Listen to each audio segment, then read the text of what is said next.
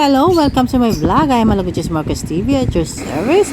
Today ay gagawa tayo, magluluto tayo ng vegetable. Okay, gagamitin natin na yung patatas, zucchini, and chili green, chili red, and ang onion. Napaka-konti lang ng ingredients natin. Siyempre, kailangan din natin ng harina. Pampadikit lang yan pag pinirito natin. So, ayan, tara. Umpisahan na natin, guys. So, ating gayat-gayatin na muna ating zucchini. Ganitong paggayat ng zucchini natin, guys. So, ayan. Kailangan natin ng pahaba na maninipis ang ating paggayat. So, ganyan. Tingnan nyo, guys. Abang ako'y nagagayat, ganyan ang paggayat, guys. Maninipis para madali siyang maluto at maging crunchy siya. So, ayan ang gayat ng ating mga zucchini. Kung wala kayong zucchini or pumpkin na ganyan, guys, pwede rin yung pumpkin natin na yellow o yung tinatawag na kalabasa, yung pabilog, pwede rin yung, guys. Basta pumpkin, kasi magkaano naman yung lasa niyan eh, parang matamis-tamis siya ng konti. Saka healthy siya talaga for our ang mata.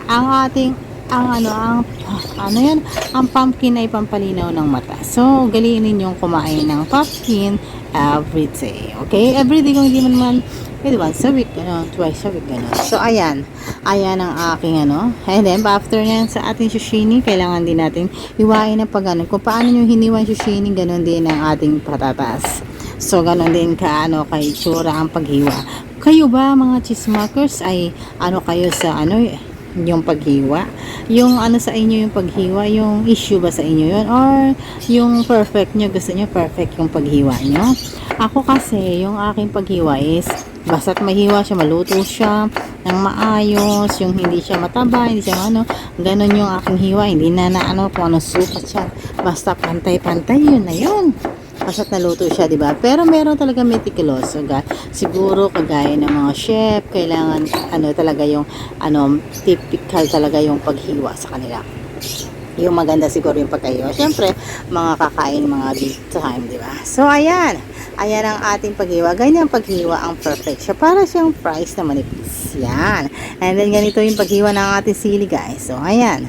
Ayan, ibubud-bud lang natin siya. Napakadali sa isang malinis na bowl. Preferred talaga ang stainless na bowl na gagamitin, guys. Kasi yung plastic, guys, minsan nangungulay doon. Hindi naman nalinis. Pero pag stainless yung gagamitin nyo, ayan, madaling linisin na at nakakawala ng lansa ang stainless. Take note, okay? Tip for you, guys. So, kung bibili kayo ng gamit nyo, guys, pwedeng stainless, guys. Yung plastic na mga, yung mga ganyan, iwasan na natin. Yung stainless, maganda talaga siya. Lalo na prepare nyo yung pagkain nyo sa stainless, okay? So, ayan ang mga tip natin, guys. Ayan. So, lalagyan natin ng harina kanina binubudong. Konting harina lang, and then konting tubig lang. And then, lamas-lamasin na natin siyang ganyan. Take note ulit, guys, hindi ako gumagamit ng gloves kasi pag gumagamit ako ng gloves, feeling ko, hindi siya masyadong nananamnam yung pagkaano. So, malinis naman yung kamay ko, guys. So, kung kayo naman, guys, ay malinis dapat ang kamay nyo. Yung nyo, pwede naman gawin niya kasi pagkain niya, syempre, diba? So, mas malinis, kung naka-gloves ako kasi, parang nahirapan ako. So, yan na naman, guys, dun sa malinis na pan. Ayan, maglalagay tayo ng mantika. Siyempre, pinainit na natin yung kawali bago natin lagay ang mantika. Ayan. Kaya, painitin natin siya. Kasi bakit natin painitin siya? Kasi kailangan po mainit po yung mantika bago mo ilublog kung anong mapiprito mo. Kahit nasaan prito, kailangan talaga na mainit para hindi maglikit-likit. Tips. Ang dami ko ng tips na tinuturo sa inyo, mga chismakos, yung mga beginners na magluto dyan. So, ayan. So, maglalagay na kayo ng ganyan. Depende pa rin sa gusto nyo. Kung gusto nyo malaking pancake, kung gusto nyo maliit na pancake. Sa akin, prepare ko na maliit na pancake para parang isang subukan lang, ganun. Kasi kung malaki din, ang kahirapan din ito, ang pagbiling, pagtalikod mo. Hindi kasi tayo chef na ganun na perfect. Ang pagtabiling natin ko, kailangan talagang maliliit lang na bilog. So, kasi kung malaki siya, parang pizza siya, ang hirap niya kasi pagkasasara sa kabilang side. So, yun ang tip ko din sa inyo kung hindi tayo marunong ng ganun. So, okay na ganito lang. So, ayan, nakagawa na ako noon. Kinuha ko na yan. So, nasayang. Ito rin tip para magpiprito kayo. Natangis space lagyan nyo, guys. Wag lang magdikit-dikit. Kasi bakit? Das ng mantika. Para makamelos ka ng kalan, thyme, Di ba? Hindi siya ma-waste. Ayan ang itsura niya. At saka pa, pagkatapos nyo siyang pero ito, kumuha kayo ng streamer, patiktikin yung mantika doon. Kaya, ayan ang kalabasan niya guys. Tapos na yan, golden brown na yun guys. Alam nyo ba na crunchy siya?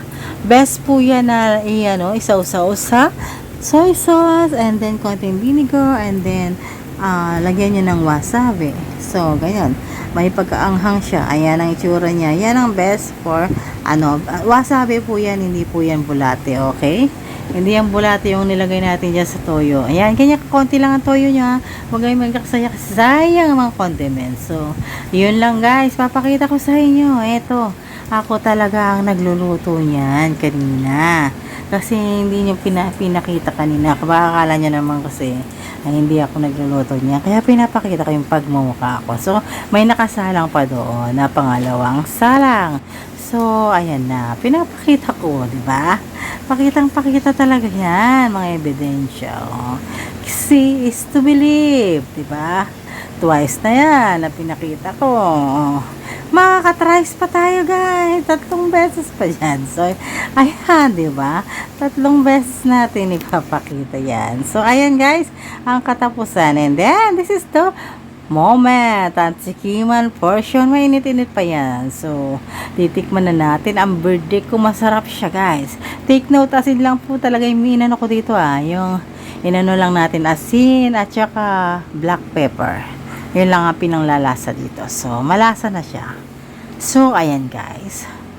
Kung kayo, ang mga anak niyo mahilig sa fries, ganitong gawin nyo para makakain sila ng mga gulay. So, yun ang tip ko para sa inyo.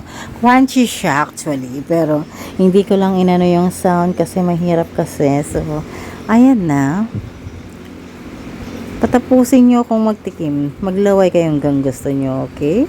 Ayan. Katakawan talaga ang pinagmumula ng lahat to.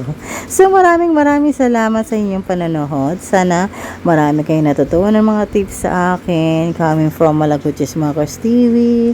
And thank you. Bye-bye all. Please subscribe to my channel. Bye-bye.